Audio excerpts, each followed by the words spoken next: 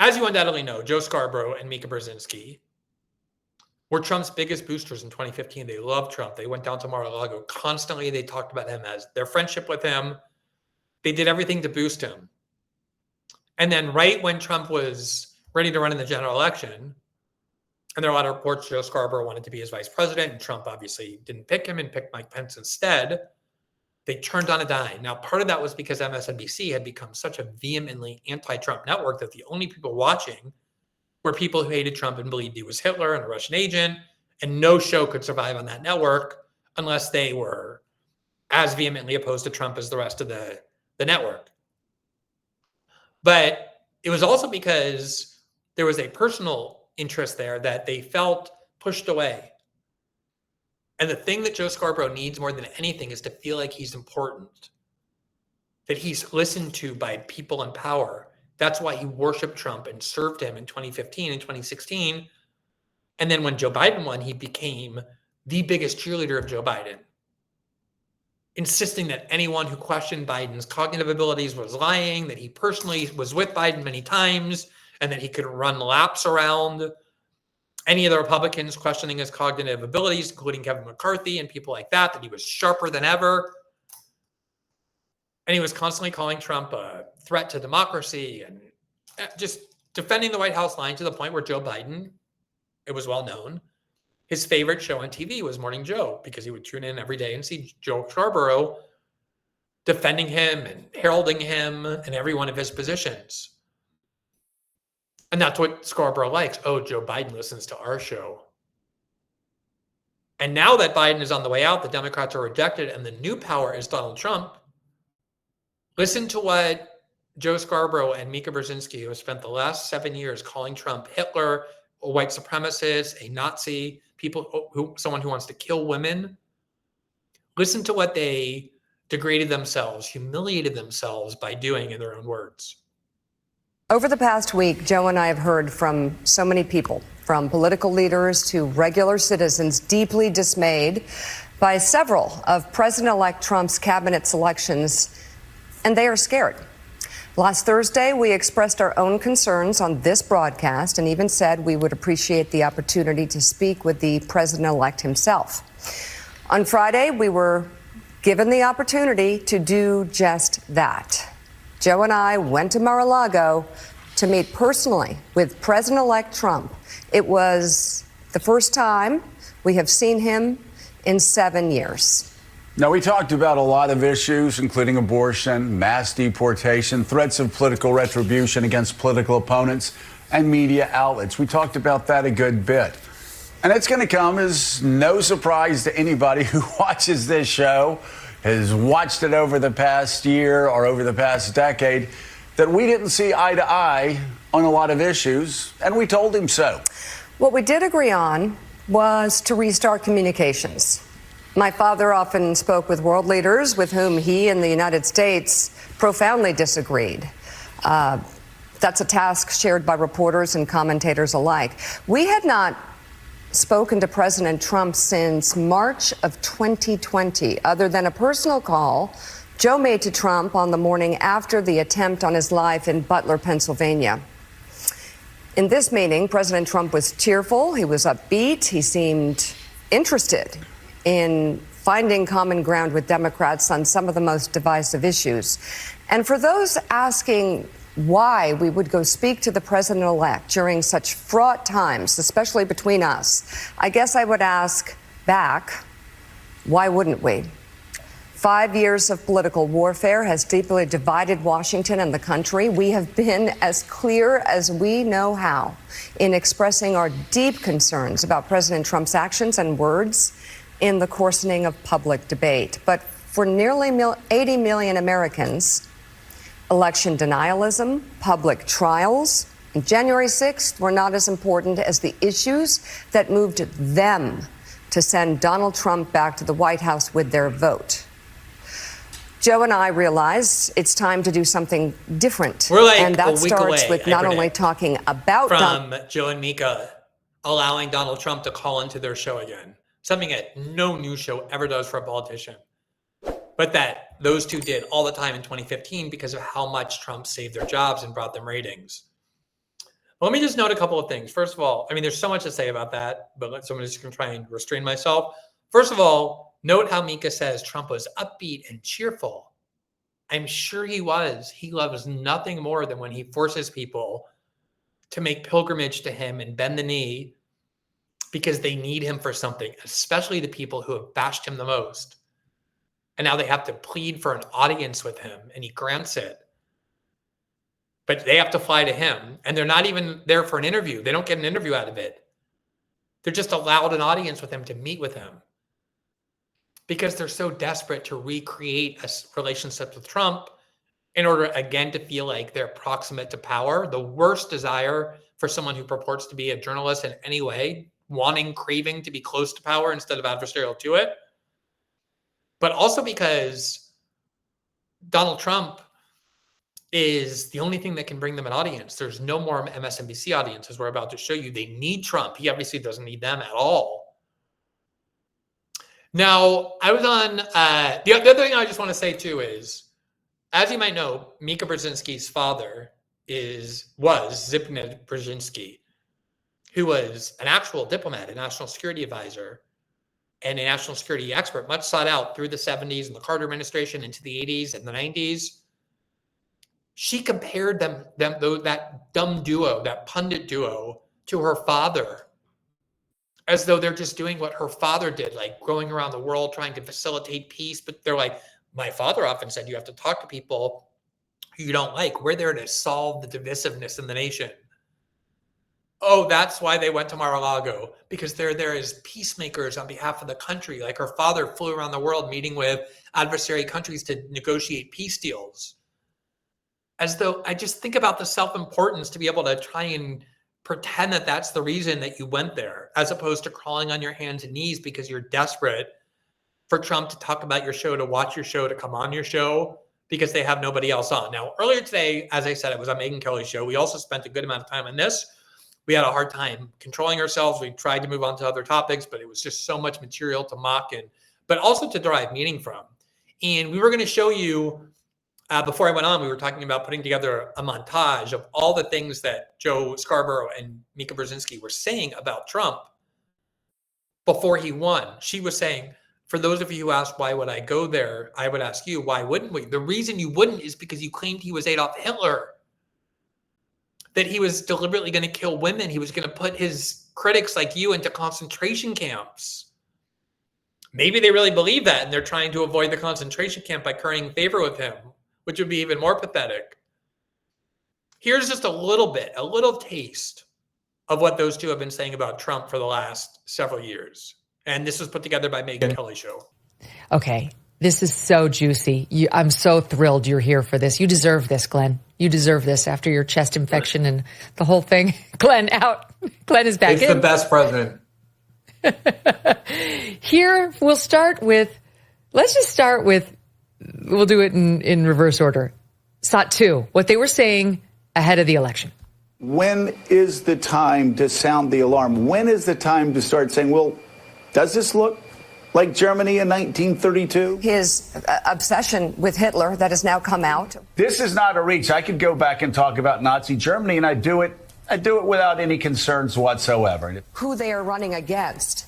A dark, dismal, fascist, and increasingly obviously fascist person. He's getting through the moment as an aging bullshit artist. Yeah. There's always a tinge of racism in everything he says. If you can't believe it and this is your choice, you're lying to yourself and you're going to ruin this country. Hateful, racist, bigoted, tired, aging, branding, I wouldn't say genius, branding obsessed narcissist. He will imprison, he will execute whoever he's allowed to imprison, execute. They're knowingly voting for a fascist. They're voting for a racist. Did a graphic scene like he was having how vapid and vacant and sociopathic and bereft of any genuine belief somebody has to be to perform like that for a liberal audience, calling Donald Trump repeatedly Adolf Hitler, Nazi, fascist, white supremacist, looking to murder and imprison his critics over and over and over again, because you know that's what brings the liberal audience. And then the minute that person wins the election, you realize nobody has listened to you. Nobody takes seriously a thing you say. You were telling them, you can't vote for him. You're going to destroy the country. And they just tuned you out and did it anyway.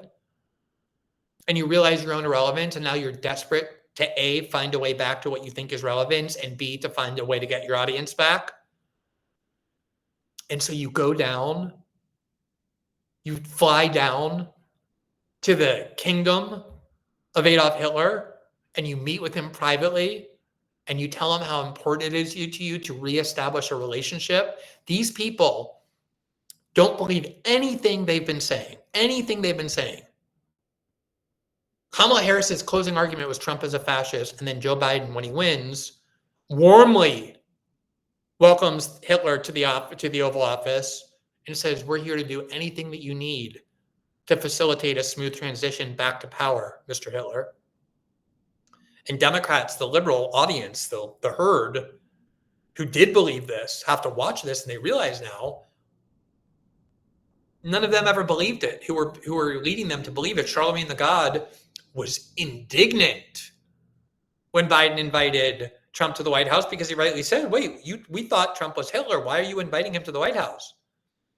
But these two are willing to humiliate themselves more than any media personalities I've ever seen.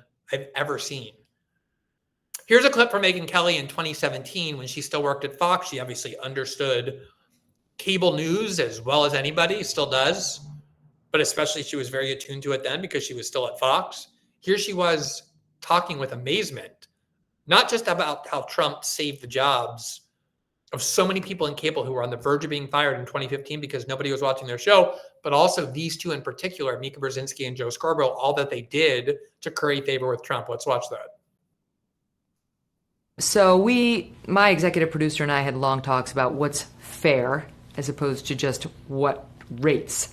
And we, on our show, The Kelly File, were very careful about not just sort of pumping the Trump machine, which would pay dividends, and still does. I mean, Trump's been a huge boon to cable news, huge boon. All news. But especially CNN in lots of ways, which shows the empty podium during the day, they're waiting for Trump to come out, right? Of course. And not just CNN. MSNBC, I mean, the morning show over there now hates Trump's guts. Right. And every day they're out there attacking him. But they were part of the reason he became the Republican nominee. You know, Joe Scarborough and Mika, they loved Trump. They promoted Trump every day. I remember watching it thinking, wow, what is it about Trump that got them on board so early? What was it about him? I mean, he liked them and he went on their show. So I really don't know. They were down in Mar-a-Lago and so on. Trump was very good at cultivating relationships.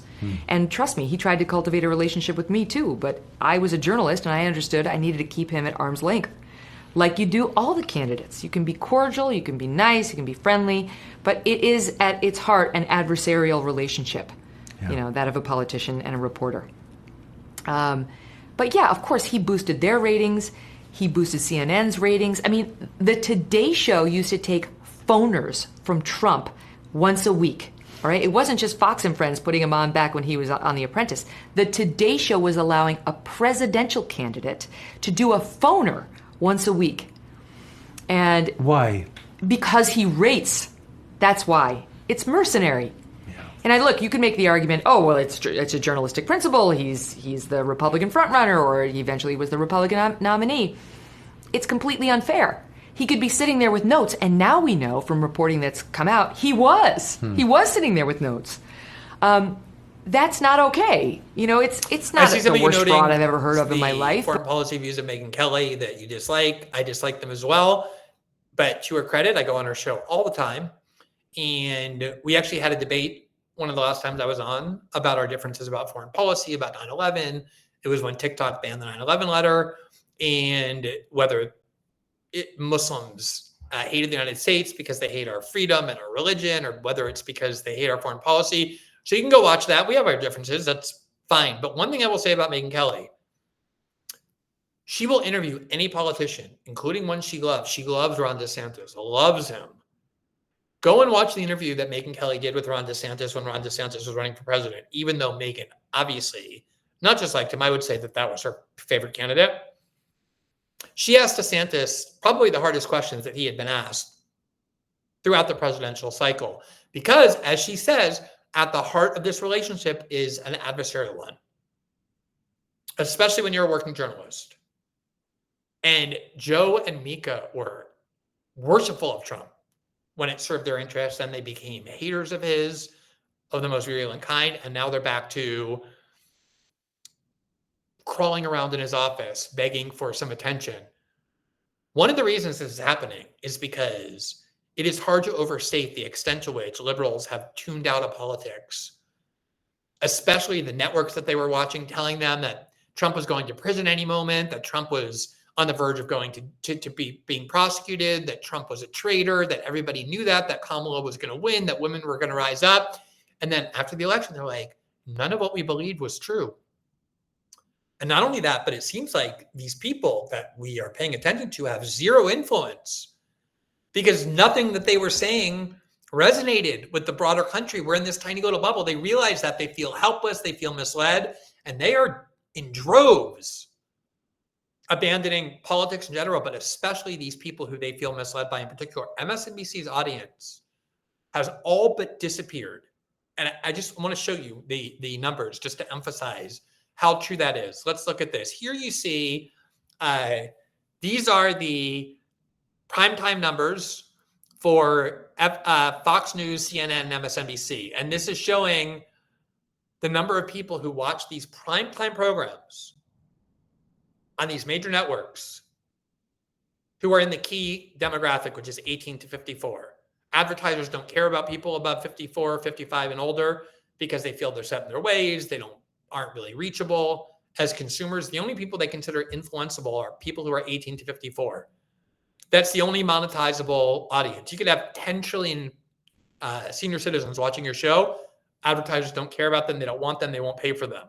They only pay for this key demographic of people under 55. Let me show you the numbers of people watching MSNBC shows in prime time. So here in yellow, you see it. You have Ari Melber at 6 o'clock. He has an audience of 66,000 people. 66,000. Joy Reid, 76,000. Chris Hayes, 77,000. Alex Wagner, 53,000. The Last Word, 53,000. And Stephanie Rule, 62,000. CNN is a little bit better, but barely. And then as usual, Fox News has 5 times that amount. Just for that, do you know how few people, when you are on cable, you're in every home, you're in every airport, you're in every doctor's office, you just flip through the channel and everybody can see you. You have a major corporate conglomerate promoting you aggressively and continuously. Do you know how pathetic it is? What a disaster it is to reach 53,000 people who are under the age of 55. 50, not even 100,000 people. They can't even get to 80 in prime time. Here's their weekend numbers, which are even more shocking.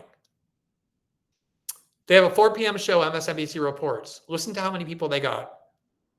13,000 people watched that show. Dan Bongino has hundreds of thousands of people watching him live on Rumble. Without any of that corporate backing, without having to pay zillions of dollars for on-air talent and staff. Al Sharpton show, 33,000 people. Jonathan Capehart, 27,000 people. Ari Melber, 26,000. Stephanie Rule, 23,000. I mean, their audience really has disappeared. CNN has, on primetime nights, their lowest audience since they began practically back to 2000. You have to go to find that few people watching CNN. And Joe Scarborough and Mika Brzezinski make a lot of money. And that money and their importance depends on keeping an audience. And they know the liberal audience has tuned out, has checked out. It feels misled, feels dispirited, feels impotent. And their only chance to gain back relevance and gain back an audience is to have Trump come back on their show. Now, I don't think it's going to work. No liberals, no MSNBC liberals want to see Joe Scarborough and Mika Brzezinski being friends with Donald Trump. And no conservatives are ever going to trust Joe Scarborough and Mika Brzezinski, no matter how many times they bring Trump on. So I think they painted themselves into a corner, but just have some dignity, just a minimal amount of dignity. And they just don't have it. At least people like Rachel Maddow and like Lawrence O'Donnell and like Caitlin Collins and all these people, they believe the deranged stuff they're spewing. They really believe Trump is a Russian agent. Rachel Maddow really believes she's going to go to a concentration camp or a prison. AOC really believes that. It's deranged. It's hysterical.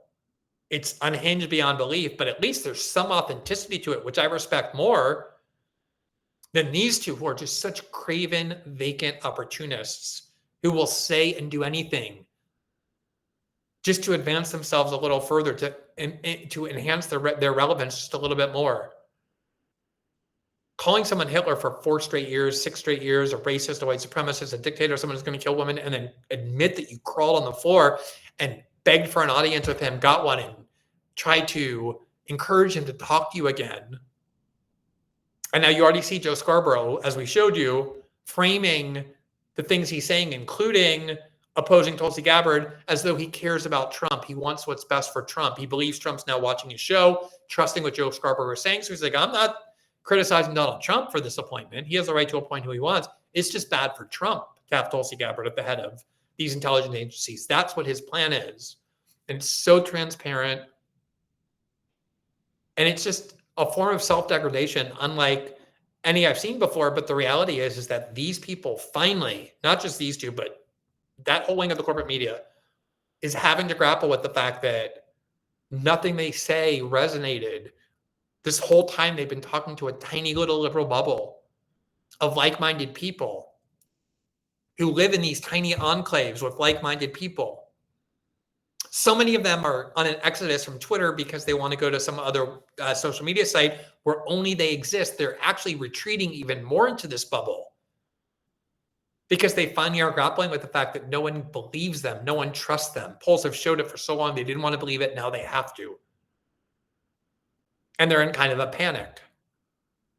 At least some of them are just saying, we're going to go further into this bubble. These two are trying to get back into Trump's good graces in a way that Trump must be laughing his ass off as he watches. And I'm sure he's going to make them do all sorts of even more humiliating things before he gives them what they so desperately need, which is him going back on to the show. And it's just very indicative and illustrative of the broader media, of the broader liberal discourse.